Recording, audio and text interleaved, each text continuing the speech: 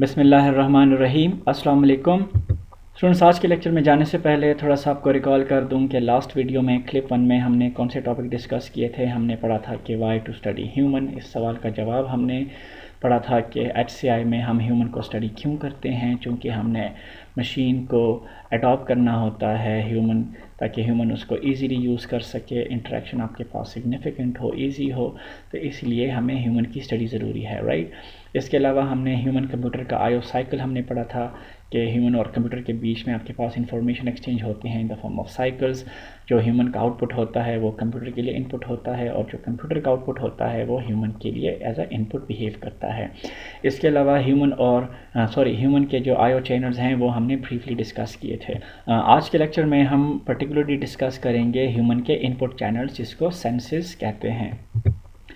ये वो स्लाइड है जो कि हम पिछली वीडियो में भी डिस्कस कर चुके हैं। ये ह्यूमन है, ये कंप्यूटर है, ये in the form of cycle information exchange हो रही है। आईओ डिवाइसेस के थ्रू कंप्यूटर आईओ कर रहा है, और जो सेंसेस हैं और जो इफेक्टर्स हैं इनके थ्रू आपके पास जो ह्यूमन है वो अपना आईओ करता है, राइट। और जो ह्यूमन का इनपुट है वो कंप्यूटर के लिए आउटपुट है, और जो कंप्यूटर का आउटपुट है वो ह्यूमन के लिए इनपुट है, और ये आपके पास वो 5 सेंसेस हैं, राइट। ऑलराइट, सो विजन एक बहुत ही मेजर सेंस है ह्यूमन का, और विजन बहुत इम्पोर्टेंट रोल प्ले करती है ह्यूमन की कंप्यूटर के साथ इंटरेक्शन में। विजन एक बहुत ही कॉम्प्लेक्स एक्टिविटी है। विजन हम आइज़ के थ्रू करते हैं, और आप यहाँ डायग्राम में देख सकते हो कि आइज़ में बहुत सारे जो सब पार्ट्स हैं जो कि अपना अपना रोल प्ले करते हैं विजन में। अब आप लोग कहोगे कि ये तो बायोलॉजी हो गई, कंप्यूटर साइंस में, सो हम लोग ज़्यादा आई की फिजियोलॉजी में नहीं जाएंगे। जो कंपोनेंट्स मेन रोल प्ले करते हैं उनको ही कंसिडर करेंगे अपनी स्टडी में। सो रिलैक्स, आप लोग परेशान ना हो। ऑलराइट, हम कोई चीज़ देखते हैं और फाइनली उसे परसीव करते हैं कि ये है क्या, ये कौन सी इमेज है, ये कौन सा ऑब्जेक्ट हमारी आंखों के सामने आया है। ये सारा प्रोसेस 2 स्टेजेस पर मुश्तमिल होता है। Number 1, physical reception of stimulus. इसका मतलब ये है कि पहले आई के थ्रू हमें कोई चीज़ नज़र आती है, तो उसके बारे में इंफॉर्मेशन हमने in the form of stimulus receive करते हैं। स्टेज 2 में यही स्टिमुलस प्रोसेस होके आप कहते हो कि प्रोसेस होके हमारा ब्रेन फिर उसको प्रोसेस करता है, और हम फाइनली किसी इमेज को परसीव कर लेते हैं उस पर्टिकुलर ऑब्जेक्ट के। विजन टोटली बेस करता है लाइट पर। अगर लाइट नहीं तो विजन भी नहीं। FSC में आप लोगों ने फिज़िक्स में आई होप पढ़ा होगा कि लाइट डिफरेंट ऑब्जेक्ट्स पर पड़ती है, तो डिफरेंट ऑब्जेक्ट्स उस लाइट को ना डिफरेंट फैशन में ना रिफ्लेक्ट करते हैं।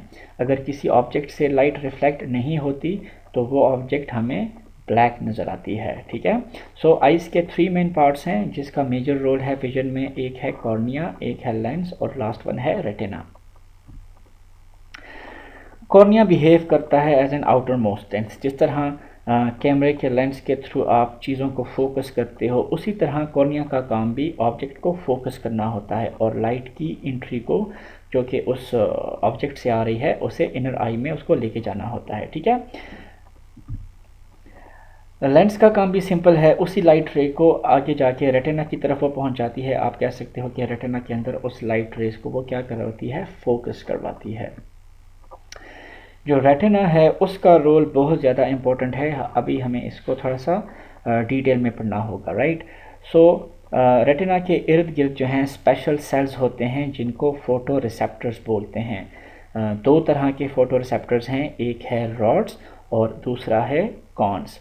रेटिना उस लाइट को जो कि लेंस ने उसको फोकस किया होता है रेटिना पे, उसको इलेक्ट्रिक पल्सेस में कन्वर्ट करके उसको ब्रेन के पास सेंड कर देती है। अगर हम ब्रॉड स्पेक्ट्रम में बात करें, अगर अभी हम डिटेल में नहीं जाएं, ठीक है।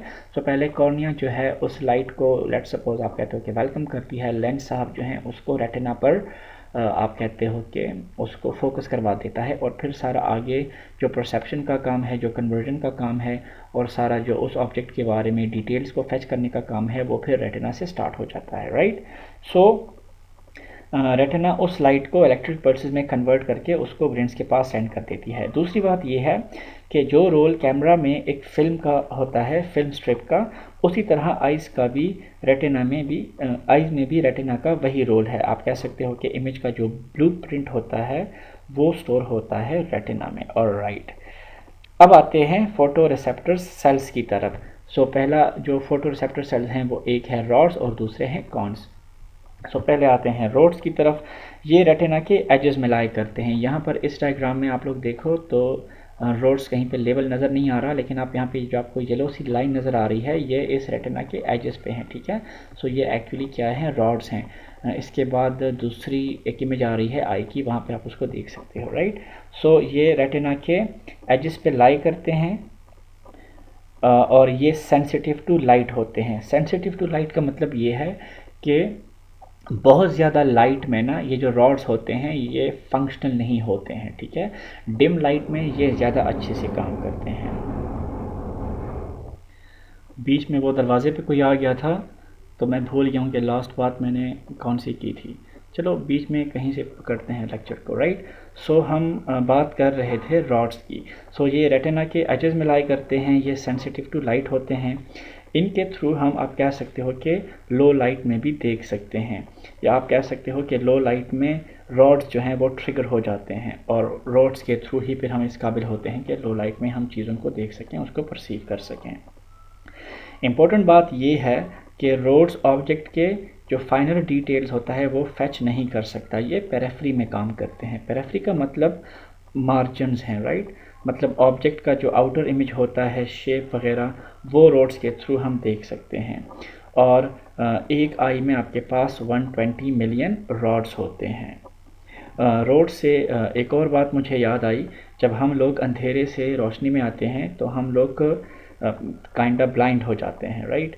इसकी वजह भी यही होती है कि लो लाइट में रॉड्स ट्रिगर होते हैं और हम रोड्स के थ्री चीज़ों को देख रहे होते हैं।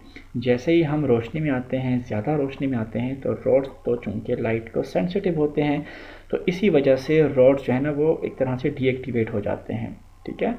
और हम टेम्प्रेरी बेसिस पे आप कह सकते हो कि ब्लाइंड हो जाते हैं। ओके, इसके बाद आते हैं कॉन्स की तरफ। ये लेस सेंसिटिव टू लाइट होते हैं। आप कह सकते हो कि अगर बहुत ज़्यादा भी लाइट हो ना तो कॉन्स साहब जो हैं ये आपके पास बड़ा ज़बरदस्त तरीके से परफॉर्म करते हैं, ठीक है। सो ये लेस सेंसिटिव टू लाइट होते हैं। इसका मतलब ज़्यादा रोशनी में हम कॉन्स ट्रिगर हो जाते हैं और कॉन्स के थ्रू हम ज़्यादा ब्राइटनेस में या ज़्यादा रोशनी में हम देख पाते हैं। इनका जो बेसिक फंक्शन है वो कलर विजन है, मतलब कलर को रिकॉग्नाइज करना, कलर की डिटेल्स फैच करना, या किसी ऑब्जेक्ट को in terms of colour recognise करना है। कॉन्स एंड रोड्स के अलावा कुछ इम्पोर्टेंट नर्व सेल्स भी होते हैं जिनको गैंग्लियन सेल्स भी कहा जाता है। टोटल आपके पास दो तरह के नर्व सेल्स हैं, एक है एक्स सेल्स और दूसरा है वाई सेल्स। एक्स सेल्स जो हैं वो फोविया में लाई करते हैं। आप यहाँ पे देख सकते हो उस डायग्राम में आपके पास फोविया नहीं था, राइट। सो ये जो एक्स सेल्स होते हैं ये यहाँ पर फोविया में कॉन्सेंट्रेटेड होते हैं।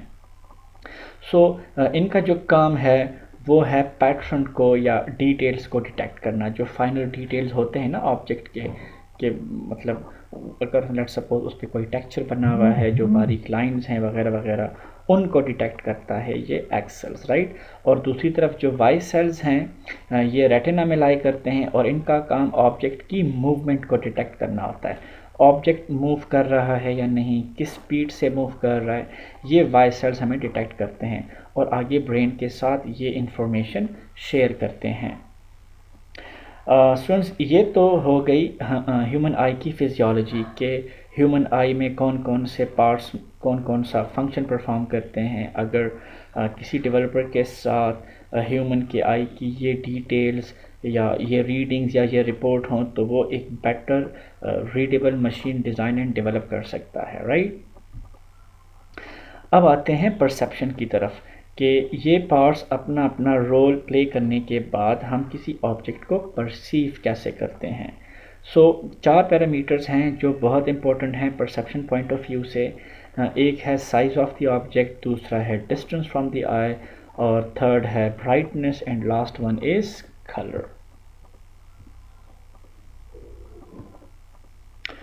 ओके, यहाँ पर आप देखो जो साइज़ ऑफ ऑब्जेक्ट है और डिस्टेंस फ्रॉम द आई है, इन दोनों से रिलेटेड आपको दो नए टर्म्स मिल रहे हैं। एक है विजुअल एंगल और दूसरा है विजुअल एक्यूटी।